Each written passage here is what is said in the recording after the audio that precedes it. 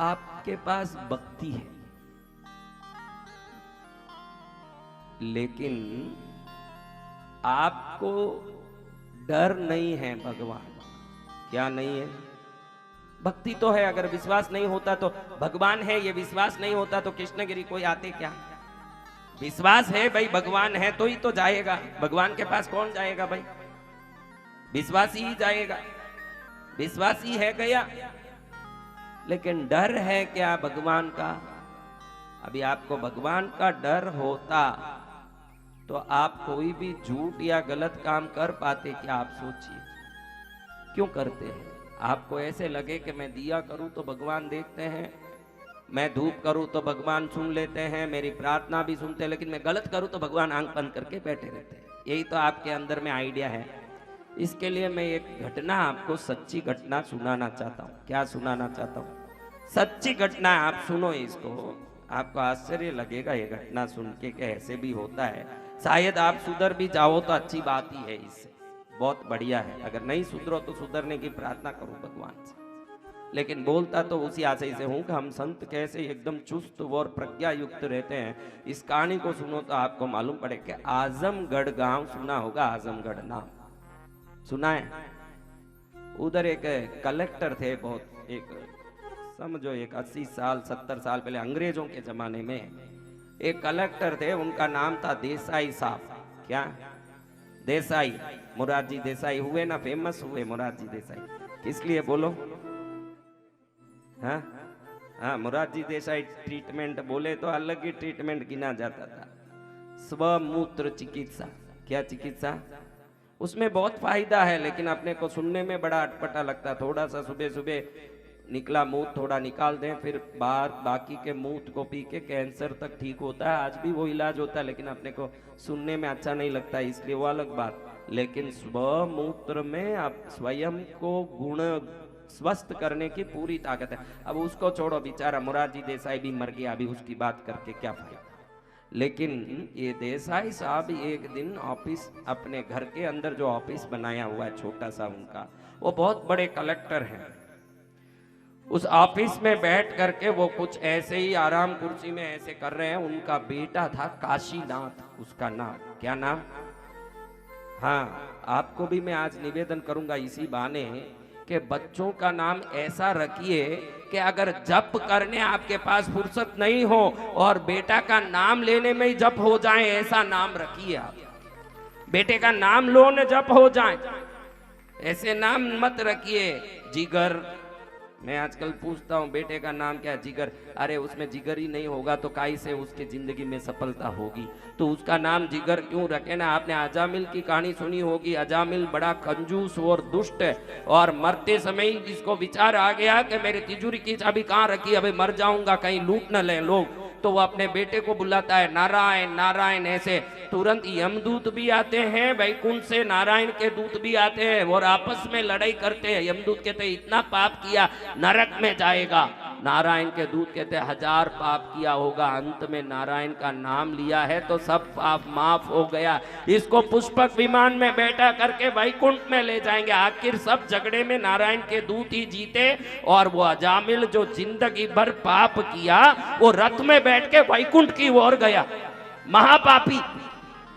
इसलिए आप पाप करके लास्ट में राम का नाम मत ले लेना। मेरा उपदेश का सार ये नहीं है, मेरा उपदेश का सार ये नहीं कि जिंदगी भर पाप करो ना अंत में राम का नाम ले लो, ये नहीं है। लेकिन राम का नाम तारता है, ये मेरा उपदेश का सार है। ऐसे नाम अच्छे अपने, आजकल नए नए बच्चे को लेके माँ बाप आते हैं, कोई भी नाम दे, महाराज साहब कोई मॉडर्न नाम दीजिए ना। अच्छा नाम मॉडर्न चाहिए, बेटा भी मॉडर्न ही होगा। मुसलमान लड़की को लेके भागेगा, चलेगा? तेरे को बच्चों में संस्कार चाहिए, नाम में मॉडर्न चाहिए। अगर तलवार का म्यान खोटा होगा तो अंदर गया हुआ तलवार भी खोटा ही पड़ेगा, कैसे अच्छा रहेगा? आगे कोई नाम रखो अपने बच्चों का तो ईश्वर का नाम रखो, ताकि कभी बुलाना पड़े तो बिना काम ही रोज 10-15 जाप होता रहे भगवान के नाम का, फुगट में होगा, आपको कुछ करना नहीं पड़ेगा। अगर राम है, नारायण है, बच्चों का नाम हे राम करते करते प्राण भी निकल गया तो कम से कम वैकुंठ में तो जाएंगे। कितना फायदे का नाम। किसी का नाम पूछा, क्या नाम है? मलाई। अरे क्या तेरे घर के दूध में मलाई नहीं मिलती जो इसके नाम में मलाई रखनी पड़ी? वो तो दूध को गर्म करो, 40 रुपए के दूध में ही मलाई मिल जाती। राम बड़े मुश्किल से मिलते हैं, वो नाम रख। मलाई का क्या पड़ा? हेतल है, शीतल है, क्या क्या नाम आजकल राम जाने सुने। और भी तरह तरह के नाम। अभी वो नाम का ही भाषण करूं तो अलग ही कहानी हो जाए, इतने नाम। काशीनाथ बेटा आया अंदर, बाप मुंह मरोड़े बैठे हुए हैं। कैसे बैठे हैं? देखा ही नहीं उसकी तरफ। बेटा ही, पिताजी आज्ञा है, ऐसे हाथ जोड़ के पूछता है। बाप कहता है मरनी मर, कई आज्ञा लेना, मरो। जब मैंने बोल दिया विलायत में जाके तू जाके कलेक्टर की पढ़ाई कर, तू बोलता बैरिस्टर का पढ़ूंगा, उसका पढ़ूंगा, इसका पढ़ूंगा। जब सुनना ही नहीं है, मन मर्जी का करना है, ऐसे बच्चे के रहने से नहीं रहने से क्या फर्क पड़े? जा कुछ भी कर, पहले मेरे घर से निकल अपनी पत्नी को लेके, फिर तुझे जो करना करना, मुझे जरूरत नहीं ऐसा बेटा। बाप चिल्लाता है, कलेक्टर है। सच्ची घटना बता रहा हूं आपको। बेटा हाथ जोड़ के कहता पिताजी, एक कलेक्टर पने में लोगों को बहुत परेशानी देखा है। ये गोरों का राज्य चल रहा है, अंग्रेजों का। इसमें हर आदमी दूसरों पर अत्याचार करता है। मैं नहीं चाहता कि ऐसी कोई पढ़ाई करके मैं भी अत्याचार करूं। मैं लोगों की सेवा चाहता हूं, मुझे सेवा करनी है, मुझे आज्ञा दो, मैं सेवा लायक पढ़ाई करूं। अच्छा, तो हम सब अत्याचार करते हैं, तुम सेवा करोगे। हम सब अत्याचारी हैं, अन्यायी हैं, दुष्ट हैं, तुम बहुत सेवा करोगे। भाई जाओ, बाप को ही तुमने अत्याचारी कह दिया ऐसे उल्टा बोल के, जाओ जाओ, ऐसे फटकारा। फिर बेटा बोला पिताजी पिताजी, बात मत कर, ज्यादा बोल मत। बाप को बोलता है कि भाई कलेक्टर पढ़ने में अत्याचार है और तू बहुत बड़ा सेवा करेगा, निकल यहां से, घर से आगे मेरे मुंह नहीं दिखाना, तेरी पत्नी को लेके निकल जाना, वापस नहीं आना।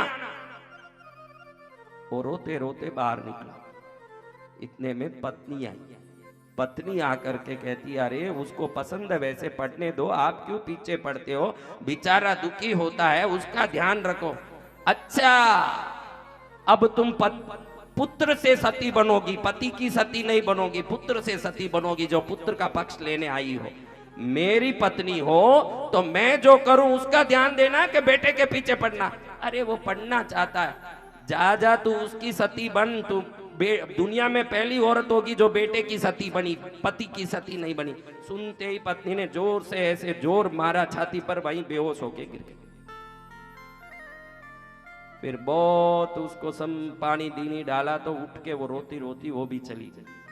अब देसाई साहब गरम गरम होके ऐसे चेयर पर पड़े पड़े ध्यान कर रहे, ऐसे के देखो उल्टा बेटा, एक उल्टा औरत, सब यही मेरे घर में आए।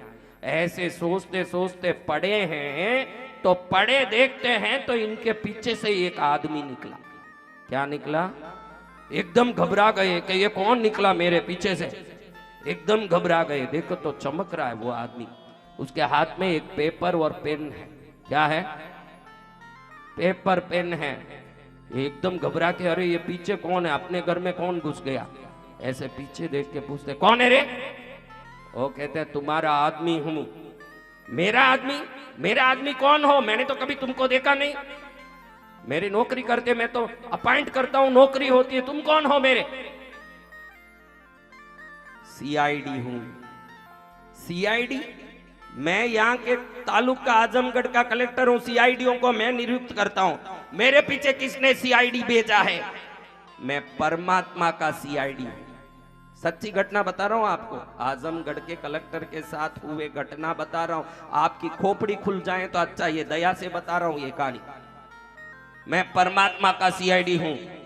परमात्मा का सीआईडी? अरे खुफिया एजेंट तो हम लोग लगाते हैं, तो मेरे ऊपर कोई सीआईडी लगाता है? मैं यमराज का दूत हूं। क्या मैं मर गया जो यमराज का दूत आ गया मेरे सामने? क्या मैं मर गया? देखते हैं कलेक्टर साहब, मैं मरा तो नहीं हूं, ये कौन यमराज का दूत? हम सबके साथ एक एक रहते हैं। इस पृथ्वी में जितने लोग जीवित हैं, हर एक के साथ हम एक रहते हैं। रोज वो क्या क्या काम करता है, क्या नहीं, उसको हम लिखते रहते हैं, ताकि ऊपर जाएगा तो उसका हिसाब किताब। देसाई पढ़े जो यमदूत का दूत है, वो यमदूत का भी लेखक दूत है, चित्रगुप्त का दूत है। वो लिखा है ये कलेक्टर अत्याचारी है, बेटे पर मनमानी करना चाहता है। ये पढ़ते ही एक लाइन कलेक्टर गुस्सा आ गया, उसको कहे कि मैं मनमानी करता हूं कि मेरा बेटा मनमानी करता है? उसने मेरी बात नहीं मानी, मनमानी वो करता है और तुम मेरे को मनमानी बोलते हो। अरे वो मनमानी किया होगा तो उसके साथ जो दूत है वो लिखेगा मनमानी की बात। तुम अपनी मन की मर्जी बेटे पर थोपना चाहते हो। तुमने मनमानी किया है, तुमने अत्याचार किया, तुमने अन्याय किया, वो सब हमने लिख दिया है। सब लिखते हो, कब से लिखते हो? तब जब से तुम जन्मे तब से लिखते हैं। तो मैंने आज तक कौन से अच्छे काम किए? अच्छा काम तो कुछ दिख के नहीं आ रहा है आज तक। खराब काम कितने किए? अरे वो बोलने में टाइम निकलेगा, हजारों हैं खराब काम। अरे मैं पिछले हफ्ते गरीबों को 3000 लोगों को खाना दिया, अन्नदान, उसके बारे में कुछ लिखा है? लिखा है, पढ़ो। कलेक्टर ऐसे पढ़े, 3000 लोगों को आज खाना खिला रहा है ये देसाई, ताकि लोगों में तारीफ होवे, लोगों में ताली बटे और ये अन्नदान का पुण्य मिले तो कुछ न कुछ फायदा हो जाए। ये स्वार्थ के चक्कर से आज देसाई ने 3000 लोगों को खाना खिलाया है, ऐसे लिखा। अब वो कह के अरे मैं परसों भगवान के जुलूस में गया था, कलेक्टर आगे निकल के भगवान के जुलूस के साथ गया, उसके बारे में कुछ लिखा है? देसाई भगवान को मानता ही नहीं है, फिर भी जुलूस में जाता है ताकि लोगों को लगे कि कलेक्टर साहब कितने सरल है, देखो जुलूस में जुलूस के आदमी बन के निकलते हैं, इसलिए इस नालायक ने जुलूस में गए जाने की नौबत काढ़ी, ऐसे लिखा हुआ। अरे तुम ऐसे करते हो। मैंने 15 गरीब औरतों को सिलाई मशीन दिया, उसके बारे में कुछ लिखा? लिखा है, पढ़ो। 15 औरतों को सिलाई मशीन दिया, उसी दिन सुबह इस देसाई ने 5000 रुपया किसी से घूस खाया। फिर मन में आया कि 5000 में 25 रुपया खर्चा भी कर लूं तो कौन सा फर्क पड़े। उस 5000 के घूस में 75 रुपया खर्चा करके सिलाई मशीन दिला दी इस नालायक ने, ऐसे लिखा हुआ है। अब एक एक पढ़ पढ़ के इसकी खोपड़ी ठनके के ऐसे क्या ऐसे क्या ऐसे क्या। वो कह के तूने जो किया वो हम नहीं लिखते, उसके पीछे जो भावना से किया वो भावना हम लिखते हैं। हम लोगों का काम ये है कि तू किस भावना से काम करता है वो भावना हम लोग लिखते हैं। सावधान रह जा देसाई। तो ये कहता जा जा, मैं परमात्मा को भी नहीं मानता और परमात्मा के दूत को भी नहीं मानता हूं। कौन बोलता है? तो तुरंत वो कुछ लिखने लगता है।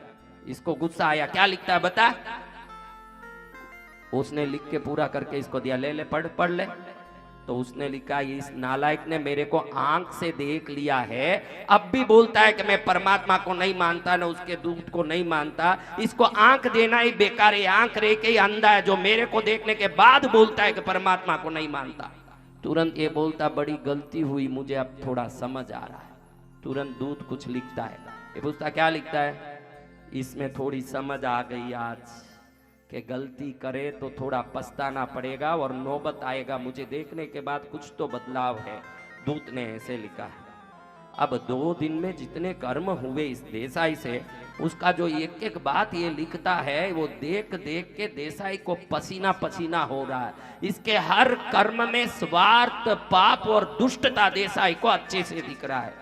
तीसरे दिन बेटे को बुला के खुद ही वो बाहर निकल गया था, कहीं से पकड़ के लाके बोले बेटा मेरी गलती हो गई रे, तेरे को जो पढ़ना पढ़, मेरे 4 बच्चे हैं, चारों को कलेक्टर बना के क्या करूंगा, अपनी मर्जी का पढ़ाई करो बेटा। अरे आपने माँ का दिल बहुत दुखा दिया, आप मैं घर में नहीं आऊंगा। अरे गलती कर दी बेटा, गुस्से में कर दिया मैंने, मेरे को गुस्सा आ गया, तेरी माँ को सुना दिया, वो भी मैं गलती मानता हूँ, अब मैं महसूस कर लिया हूँ। तेरी माँ से भी माफी मांग लूंगा, तेरे से भी माफी मांग लूंगा। तुम मर्जी जैसे रहो बेटा, घर में रहो, प्रेम से रहो। मैं तो अब भजन में जिंदगी निकालना चाहता हूँ। बहुत कर ली कलेक्टरी, बहुत कर ली पढ़ाई, अब मेरी बुद्धि में थोड़ा आ गया बेटा के भक्ति भजन करता रहूं। पत्नी मुंह पर उंगली रख के सोच रही है कि खड़ूस को, ये खूसट को ऐसे कौन सी दिव्य विद्या काम कर गई जो रातों रात ये सुधरा हुआ है। रोज डांटना, फटकारना। ऐसा पति जो बोलता है कि पुत्र के साथ सती बन, उस पति को क्या कहें? ऐसा पति कैसे बदल गया? पति को हाथ जोड़ के पूछती है कि आपको कुछ हो तो नहीं गया, आप इतने सुधरे हुए कैसे लग रहे हो? वो बोले कि मैं जो हुई मेरे साथ घटना तुमको बोलूं तो तुम मानोगे नहीं, और जो हुई मेरे साथ उससे मैं बदले बगैर भी रह नहीं सकता, ऐसी घटना मेरे साथ हो गई। मुझे मालूम पड़ गया कि मेरे साथ एक लेखक पड़ा हुआ है जो मेरे हर चीज को लिख रहा है। अब करूं तो खोटा काम कैसे करूं, क्योंकि मुंह के सामने साक्षी है कि मेरी गलतियों को लिखने वाला मेरे साथ में ही बैठा है, मेरे गलतियों को लिखने वाला मेरे पीछे ही बैठा है। अब काई गलती करूं महाराज? आपके हरेक के साथ एक लेखक पड़ा हुआ पीछे। थोड़ा सा ध्यान रखिएगा कि कर्म को भक्ति के रूप में भी करो तो भक्ति के पीछे उद्देश्य क्या है, कर्म करो पाप तो उसके पीछे उद्देश्य क्या है, झूठ बोलो तो उद्देश्य क्या है, पाप करो तो उद्देश्य क्या है, क्रोध करो तो उद्देश्य क्या है, निंदा करो तो। एक निंदा करने के पहले आज के दिन को याद करके वसंत मिजाई जी महाराज साहब ने बताया कि एक पेपर पेंसिल लेके मेरे साथ एक आदमी पड़ा हुआ है पीछे, सच्ची घटना बता रहा हूं। और बाद में बैठ के वो आदमी लिख रहा था तो इसने पूछा कि अब क्या लिख रहे हो, तो उस लेखक ने लिखा अब देशाई बदल गया है, इस बदलाव के कारण शायद प्रभु की कृपा हो जाए, ये हम सिफारिश करते हैं। आप हरेक के पीछे एक लेखक पेंसिल पेपर लेके पड़ा है जो दिख नहीं रहा है। प्रार्थना करो ईश्वर को दिख जाए, नहीं भी दिखे तो ये विश्वास करो कि एक एक क्षण का लेखा जोखा हो रहा है। अंतर्यामी अंदर बैठा सबका हिसाब लगा रहा है। क्या कर रहा है? हिसाब लगा रहा है। इतना समझ लोगे तो दुनिया के नाटक बंद हो जाएंगे। मेरे ये काम न मेरा वो, न मेरा ऐसा, न मेरा वैसा, न मैंने क्या अच्छा किया, इसके सिवाय बाद में कोई विचार ही नहीं आएगा। जब ये विचार आ जाएगा आप में कि कोई तो लिख रहा है मेरे साथ, क्या आएगा?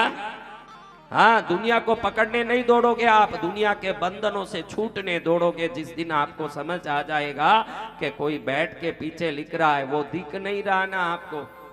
ये घटना के बाद आजमगढ़ के देसाई कलेक्टर कैसे सुधर गया, कल्याण पत्रिका में इसकी सच्ची घटना आई हुई है। बहुत पहले, कम से कम 80, 60, 70 साल पहले की बात। लेकिन किसी किसी को पुण्य हो तब ये हो जाए भाई। हमारा पुण्य इतना नहीं कि लिखने वाला दिख रहा, पुण्य में कोई कमी होगी, लेकिन लिखने वाला आज तक आपको क्या क्या लिखा होगा ये थोड़ा सोचिए, फिर बड़ा सा मजा आएगा कि आपके लिए उसने क्या लिखा होगा। ये सोचिए क्या लिखा होगा, आप ही बताओ। हाँ, अगर वो लेख ले जाके ऊपर पहुंचा दे तो आपका हालत क्या है ये सोच लीजिए। मैं तो इतना ही कहता हूं कि आपका आज के तारीख से जो करतूत किए हुए हैं उस हिसाब से लेख ऊपर पहुंचे तो आपको क्या वैकुंठ मिले कि स्वर्ग मिले कि क्या मिले, आप बताओ। किसी को बोलने ही मन नहीं करेगा। हाँ?